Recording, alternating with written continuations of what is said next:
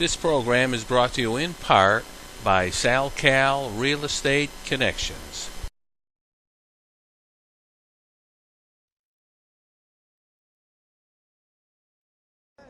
Yes, welcome to Race in Action Today.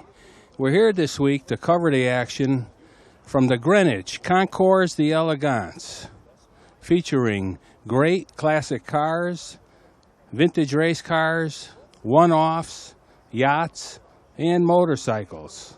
From the brass era on all the way up to today's supercars.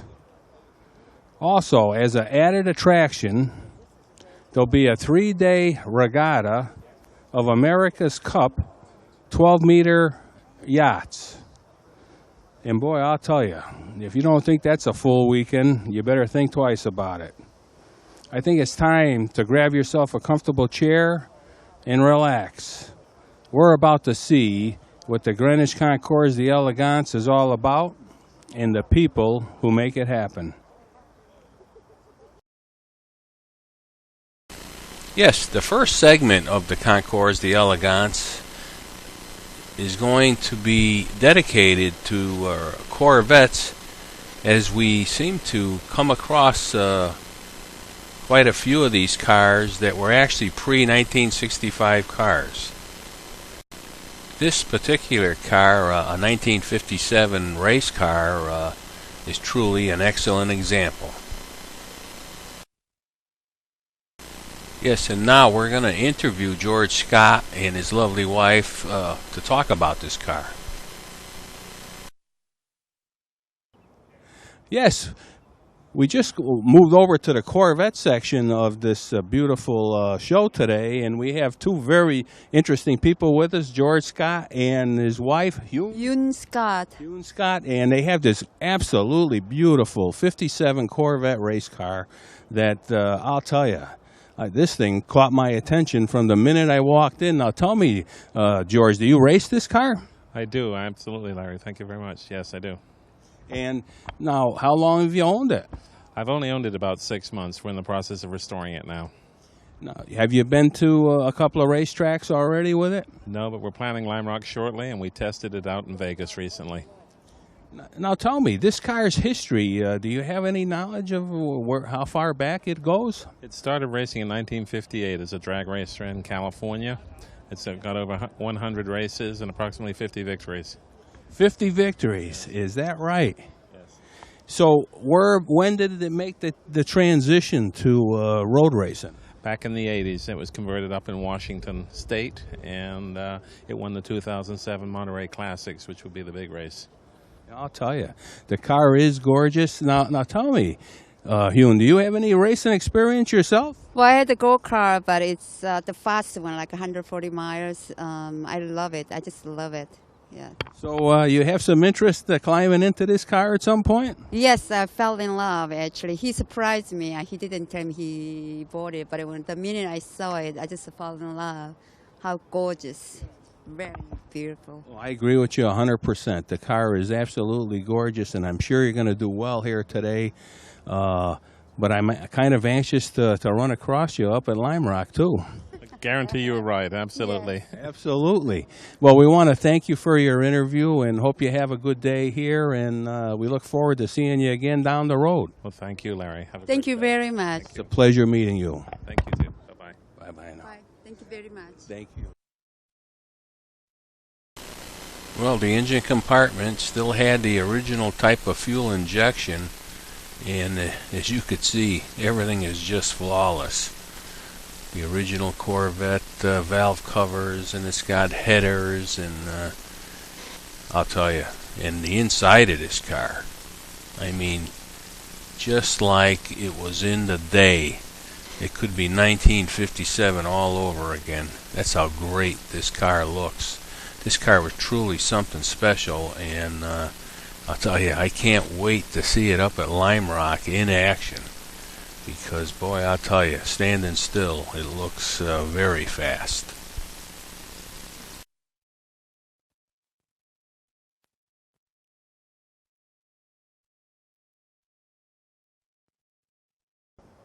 Yes, we have Peter Cordero, who owns this beautiful Corvette. I believe it's a 1957.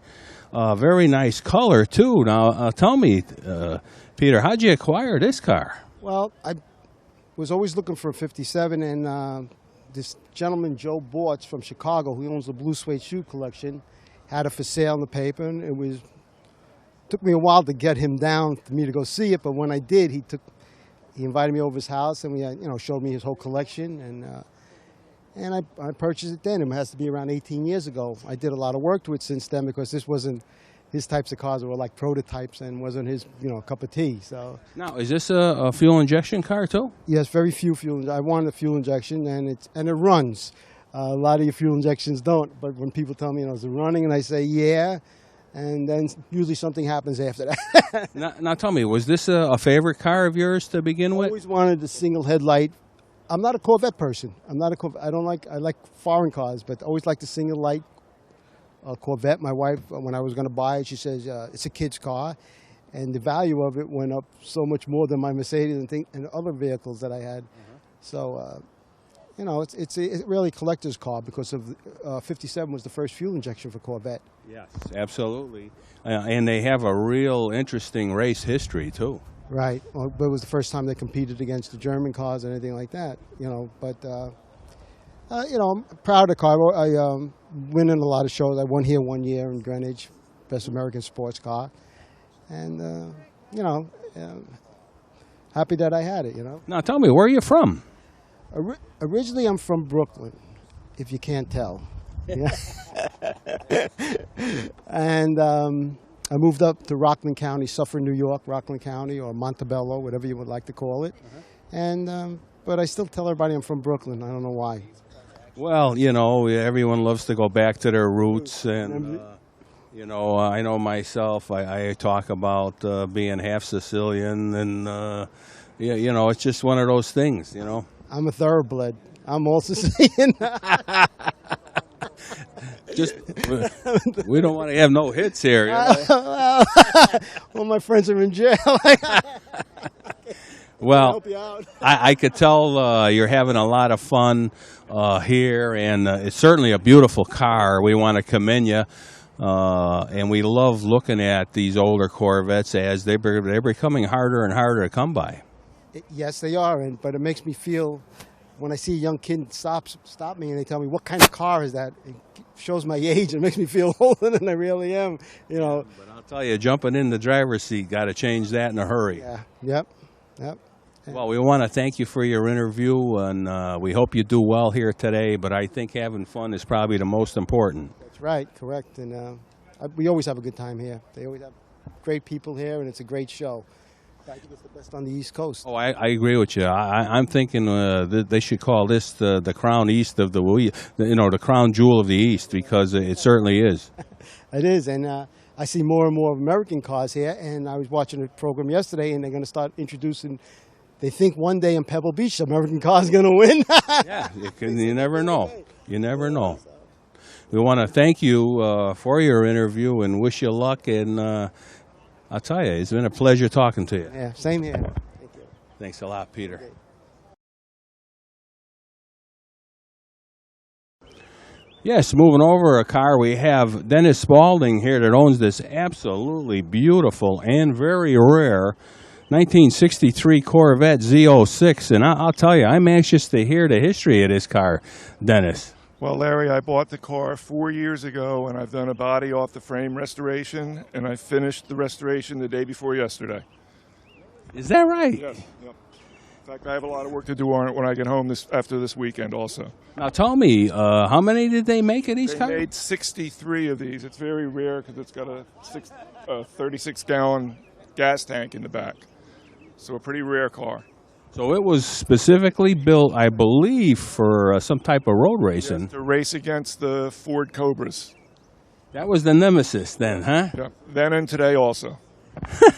Now tell me, Dennis, do you have more than this car as far as Corvettes go, or no? Yes, I do. I have 3 63 fuel-injected coupes and a 98 convertible.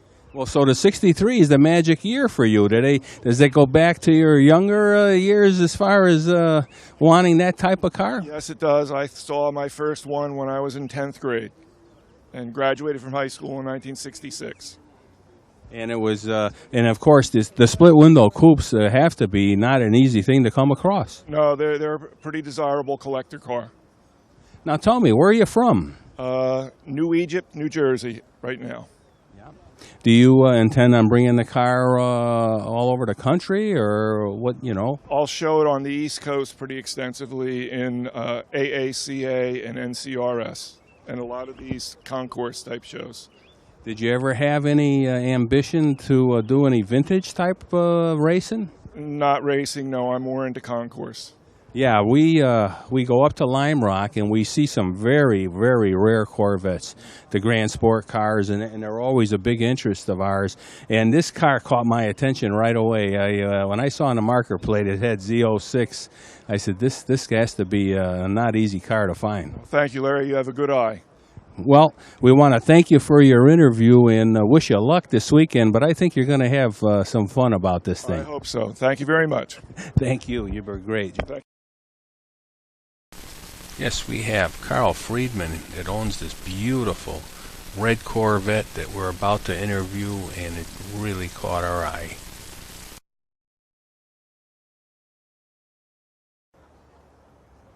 Yes, moving over a car, we have Carl Friedman here that owns this absolutely gorgeous 66 Corvette Big Block, and I'll tell you, this car is kind of stunning. Carl, what could you tell me? How'd you acquire this car? Well, Larry, when I was young and working and my wife was supporting me, we bought our first Corvette, and then we had to sell it because the kids were a little too old and we couldn't fit them in. So back in 1983, we bought this car from a gentleman who had purchased it from someone else with the original motor sitting on the floor. He bought it, instructed them that he'd only buy it if they put the motor back in, and we've had it since 1983.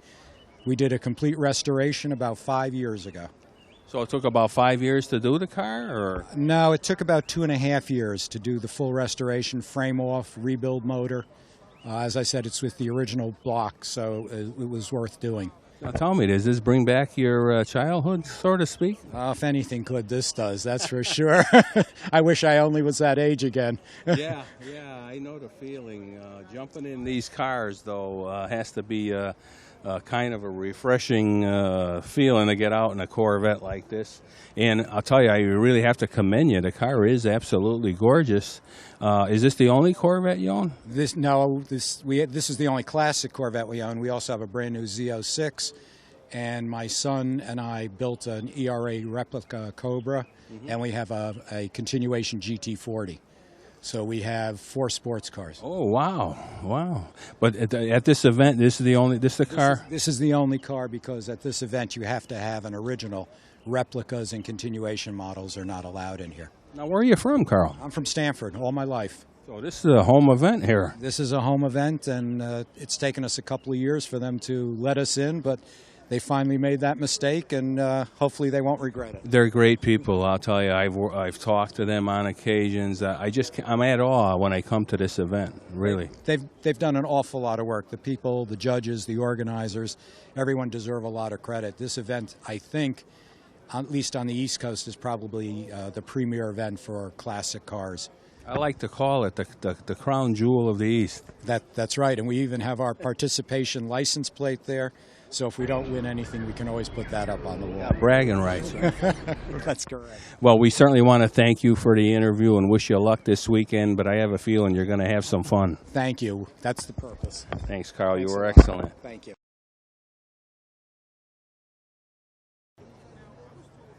Yes, we have Robert Glickstein with us, who owns this absolutely gorgeous 62 Corvette. And I'll tell you, Robert, this car is absolutely beautiful, and I got a feeling you may know something about this car. A little bit. I've played with it for a while. I've owned it for 10 years. I picked it up in Mississippi in a bunch of boxes, put it on a trailer, took it back to New Jersey, and spent 4 years restoring it. Now, which engine does it have? This is the 327, 340 horsepower, solid lifter car. Oh, it's a solid lifter car. Yes, sir. So stepping on the gas could be exciting. It sure is. It sure is. Now, tell me, was this a favorite car of yours you know, growing up? Or? A friend of mine when I was in high school would take me for rides in his 62 Corvette, and I've always wanted one. It's my third Corvette, actually. I've had a 63, a 67, and this one. You know, it's kind of strange. I've been talking to different Corvette owners, and so far, everyone I've talked to seems to own a 63. Yeah, they're pretty popular. They're very popular, actually. Yeah, I was going to say, they must be a popular item.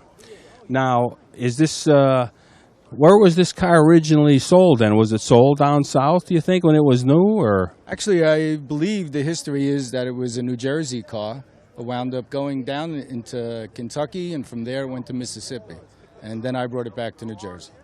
And is this the original configuration as far as the color and the interior and everything? Everything. When I got the car, it was burgundy, yellow, and maybe black primer. And when we took the dash pad out off the car, we found the original color in an overspray situation, and we brought it back to the original color. Fawn beige. Yep, that's the name of it, fawn beige. I'll tell you, it was a popular color too, because, I mean, everybody likes to own a red Corvette, you know, but these, I find these silver and this color here particular, they're very, to me, more distinguished looking or something. It's like a classic looking car. Well, that's what I was told. The gentleman approached me and asked me if I knew any history on the car's color, and I said no, it was very rare. And he said the reason was because more distinguished people wanted this color. Older and distinguished, so he made me feel bad with that. Is that a good way of saying you got gray hair? Yeah. Well, that's a whole other story. Well, I'll tell you, we want to thank you for the interview and wish you luck, and I'm sure you're going to have some fun at this event this weekend. I'm having a great time. I'm honored to be here and accepted to be in this class of cars. Oh, absolutely. When you're accepted into this type of car event, you know the car is good. I appreciate it. Thank you, and you're nice great. To meet you. Take care. Good Have a luck. great Yes, we're getting ready to interview Marlo about this beautiful 1960 Corvette. Gorgeous Corvette, 1960, I believe. And I got a feeling you know a few things about this car, Mario. What do you think of that? What is this car? This is a 1960 Corvette, and it was owned at one time by Martin Scorsese, Hollywood film director. Wow. So it's got an interesting background. Yes, it does. Where was the car delivered originally? To the West Coast? It's a California car. Now, was the car restored? This was restored in 2001. It was finished. It started in 1998. Yeah. Production numbers are there anywhere? A lot of these or no? Or The serial number is 236. It's a very early car. It was built on September 13th, 1959 at 10 o'clock in the morning. 10 o'clock in the morning. Wow. And I noticed it is a 4-speed, right? 3-speed. Or 3-speed, yeah. Wow, and I'll tell you, was this something kind of a special car you kind of seeked out, or are you a Corvette person to begin with? How did you acquire a car like this? I've always wanted Corvettes. I own another Corvette, but was looking for a certain year Corvette that had a trunk only, so therefore I narrowed down my search when I was looking for an early model Corvette. Where are you from, Mario? My name is Marlo, and I'm from Yorktown Heights. Oh, I'm sorry. I kept calling you Mario. Call me anything you like. Andretti, right? No. Yeah, this car kind of caught our attention. It is a pretty car, and we always kind of have a fixation to the early Corvettes because, you know, they just have that great heritage with racing and everything else. And Arcus Duntoff, you know, was kind of a special person. Do you follow any of the vintage racing at all? I watch vintage sometimes on TV, but I like to see also with the auctions, the Barrett Jackson auctions, see how the cars go on sale. Well, it's always nice to know, you know, what the car is worth. These days, I gotta get the feeling that they're probably better off than putting money in the bank. This thing is appraised for $140,000. Wow, is that right? Well, I'll tell you, it's certainly a good investment. They seem to really hold their value very well. We have to commend you on how you keep it, and I got a feeling you're going to do well here today. I hope so, and my wife lets me clean it. She lets you clean it, huh? She allows me to clean it. Yeah. Well, I wish I had that problem because I'd love to park this car in my garage. Well, that's nice to know. Well, Marlo, it's a pleasure meeting you, and good luck today, and thanks for the interview. Thank you very much for your time. Thanks, Marl. Pleasure. You were great. Bye now.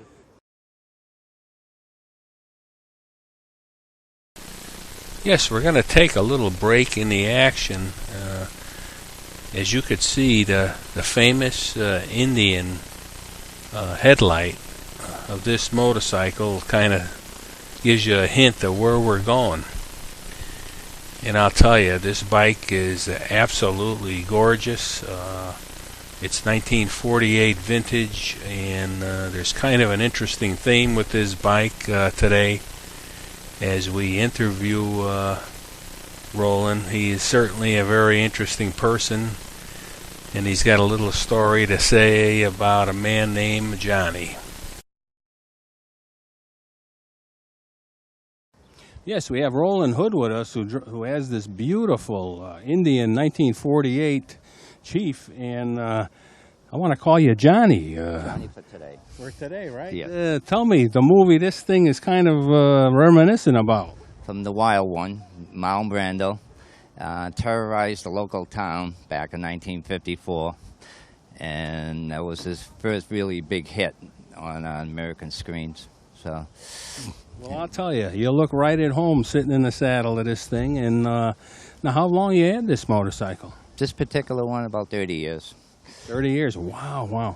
And did you restore it, or did you? I mean, was it in great shape originally? It was a basket case, which means all the parts were in different baskets, and I had to put it back together and find some missing pieces. And that was 30 years ago, and now we just have fun with it. Now, tell me, where are you from? Andover, Massachusetts. Now, is that near Springfield? Yeah, it's about an hour away. That's where they made these bikes, right? Yeah, from 1901 to 1953. Yeah, they're always something special that when we come to shows like this, we always seek them out because, you know, you just don't see them every day, and they have that certain look to them. I'll tell you.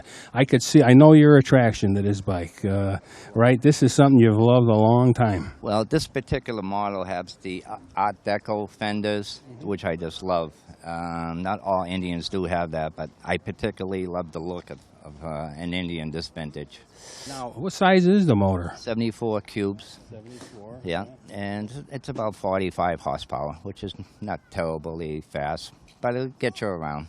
Now, is this the suicide shift, yeah? Yeah, it's 3 speeds. Basically, you got to take your hand off the your handlebars to shift it, and it's not synchronized, so it clunks in every end gear. And every hand and foot has to be doing something when you're driving this around. You better be coordinated. Yes, you better know what you're doing. Well, we certainly want to commend you. The bike is absolutely gorgeous. You're really looking good today in your interview. You're welcome. Okay.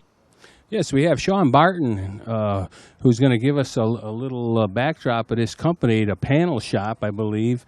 Looks like they make panels for historical cars or whatever, one-offs and everything else. What could you tell us, Sean, about this company? Well, my father and his partner are from England, and they got their apprenticeships in Rolls-Royce and Aston Martin, and they learned all their skills there, and then they came over here and started their own business. So these panels are like hand-formed, using the English wheel and stuff? Yeah, we use the English wheel. We have all sorts of different machines. We have a press for louvers, but to put the shapes in the panels, we use the wheel machine. It stretches the metal out. Did you ever do any work on like original Cobra parts, the aluminum panels, or no? Not that I know of. I'm sure my dad has worked on those types of cars, though. Yeah, because basically there's a lot of cars from the UK that, you know, like Morgan and that, where the panels are literally handmade. Yeah, like Jaguar, Aston Martin. Now, where are you based? Stratford, Connecticut. Yeah, and do you have a website where people could go to, to look up your services? www.thepanelshop.net. And did you ever hear of them making a complete body for a car, or is that something? Yeah. Yeah, we do anything from small repair work, rust work, all the way up to building full bodies, all the panels and everything. Well, we're certainly going to keep your information because it's always handy your type of work. You don't find people that do this every day. And I've got a feeling you're going to get some calls. Oh, yeah, we always do. We try to go to all the car shows around here. This is a really good one, too. Oh, this is an absolute, I call it the jewel of the East there. You know, it's just fantastic. Well, we certainly want to thank you for your interview, and if anyone has any questions, to get a hold of somebody at this company, because I'll tell you, they looks like they do some real great work. Yep. Thank you. Thanks a lot. You were excellent. Well, we just wanted to let you Ford guys know we didn't forget about you. We're going to be doing more segments about the Greenwich Concours, the Elegance, and there certainly is going to be a show that'll be dedicated to just Ford products. As you could see, this beautiful Mustang was one of the cars there, and you know, there was Fords there from the brass era, early 1900s, all the way up to today's standards. And believe me, we'd really love coming to this show, and hope everybody has a chance to get out and see this firsthand. It is really something special. Yes, we come to the conclusion of our show today, and I hope everybody's enjoyed it as much as we did producing it. It's sure been an outstanding event here at the Greenwich Concours, the Elegance. And I want to thank our crew, Billy Majak, Dwayne Cody, David Seilinger, for all the great work they do. And last of all, and most of all, I want to thank you, the viewers, for being with us on Racing Action Today.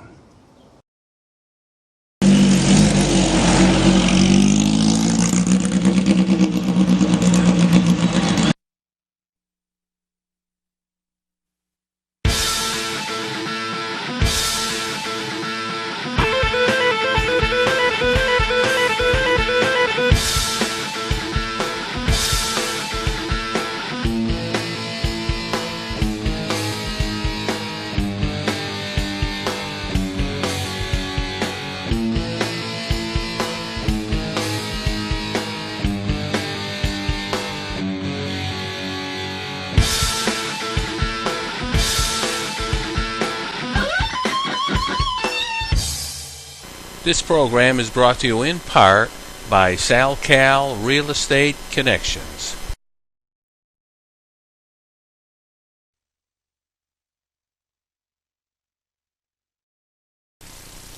Special thanks to the Racing Action Today crew: Dwayne Cody, Billy Majak, David Seidlinger, Lisa Backus, and Luis Gonzalez. Also, we want to thank our home station, Nutmeg TV, for all their support.